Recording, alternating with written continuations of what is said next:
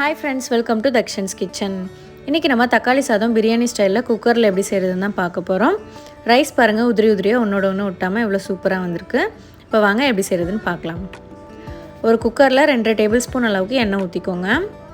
நான் வந்து sunflower oil தான் எடுத்திருக்கேன். இங்கே கடலெண்ணெய் வேணாலும் யூஸ் பண்ணிக்கலாம்.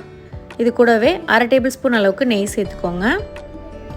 இப்போ எண்ணெய் சூடானதும் 1 டீஸ்பூன் சோம்பு, 2 பிரிஞ்சி இலை, 3 துண்டு பட்டை, 2 கிராம்பு, 2 ஏலக்காய் சேர்த்துக்கோங்க. இப்போ இது கூடவே 3 பச்சை மிளகாவை இந்த மாதிரி 2ஆக கட் பண்ணிவிட்டு சேர்த்துக்கோங்க. 3 பெரிய வெங்காயத்தை நீளமாக கட் பண்ணி வச்சுருக்கேன், அதையும் சேர்த்துக்கலாம். சேர்த்துட்டு நல்லா வதக்கி விட்டுக்கோங்க. வெங்காயம் பொன்னிறமாக வதங்கணும்னு அவசியம் இல்லை, இந்த அளவுக்கு வதங்கியிருந்தாலே போதும்.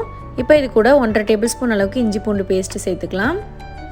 அதுவும் நல்லா பச்சை வாசனை போகிற அளவுக்கு வதக்கி விட்டுக்கோங்க.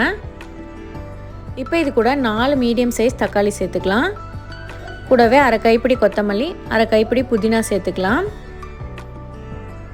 1/4 கப் அளவுக்கு பச்சை பட்டாணி சேர்த்துக்க போகிறேன். இது ஆப்ஷனல் தான், வேணும்னா நீங்கள் சேர்த்துக்கலாம், இல்லைனா ஸ்கிப் பண்ணிக்கலாம். காஞ்ச பட்டாணியாக இருந்தால் இப்படி சேர்க்கக்கூடாது, வேக வச்சுட்டு அதுக்கப்புறமா இதில் சேர்க்கணும். இப்போ இதை நல்லா கலந்து விட்டுடலாம். இது கூடவே 1/4 டீஸ்பூன் மஞ்சள் தூள், 1/2 டீஸ்பூன் மிளகாய் தூள் சேர்த்துக்கோங்க. ஏற்கனவே நம்ம 3 பச்சை மிளகாய் சேர்த்துருக்கோம், அதனால் காரத்துக்கு ஏற்ற மாதிரி சேர்த்துக்கோங்க. 1 டீஸ்பூன் தனியாத்தூள், 1 டீஸ்பூன் உப்பு சேர்த்துக்கோங்க. 1 கப் அரிசிக்கு 1 டீஸ்பூன் உப்பு சேர்த்திங்கன்னா சரியாக இருக்கும். இப்போ இது எல்லாத்தையும் நல்லா கலந்து விட்டுட்டு 3 டேபிள் ஸ்பூன் அளவுக்கு தயிர் சேர்த்துக்கிறேன்.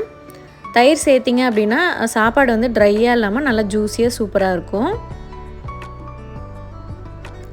இப்போ இதை ஒரு 2 நிமிஷத்துக்கு வதக்கி விட்டுட்டு 1/4 கப் அளவுக்கு தண்ணி சேர்த்துக்கிறேன். நான் 1 கப் அரிசி எடுத்திருக்கேன், அதுக்கு 1/4 கப் அளவுக்கு தண்ணி சேர்த்துக்கிறேன். அரிசியை வந்து நல்லா களைஞ்சிட்டு ஒரு 20 நிமிஷத்துக்கு ஊற வச்சுருக்கேன். பாஸ்மதி ரைஸ் தான் நான் எடுத்திருக்கேன். அரிசியில் இருக்கிற தண்ணியெல்லாம் வடிச்சிட்டு குக்கரில் சேர்த்துக்கலாம். தண்ணி கொதிக்கணும்லாம் அவசியம் இல்லை, தண்ணி சேர்த்த உடனே அரிசியும் சேர்த்துட்டு நல்லா கலந்து விட்டுட்டு குக்கர் மூடி போட்டு மீடியம் ஃப்ளேமில் 3 விசிலுக்கு வேக வச்சு எடுத்துக்கோங்க. 3 விசில் வந்ததுக்கப்புறமா உடனே குக்கரை ஓப்பன் பண்ணாமல் ப்ரெஷர் ஃபுல்லாக அடங்கட்டும்னு ஓப்பன் பண்ணுங்கள். அப்போ தான் உங்களுக்கு ரைஸ் நல்லா வெந்திருக்கும். இப்போ பார்த்தீங்கன்னா 3 விசில் வந்து ப்ரெஷர் அடங்கிடுச்சு. பாருங்கள், ரைஸ் எவ்வளோ சூப்பராக வெந்திருக்கு, ஒன்றோட ஒன்று ஒட்டாமல் சூப்பராக வந்திருக்கு. நீங்களும் வந்து தக்காளி சாதத்தை ட்ரை பண்ணி பாருங்கள். ட்ரை பண்ணி பார்த்துட்டு எப்படி இருந்துச்சு அப்படின்னு கமெண்ட்டில் சொல்லுங்கள். இந்த ரெசிபி உங்களுக்கு பிடிச்சிருந்துன்னா நம்மளோட சேனலை சப்ஸ்கிரைப் பண்ணிக்கோங்க. Thank you friends.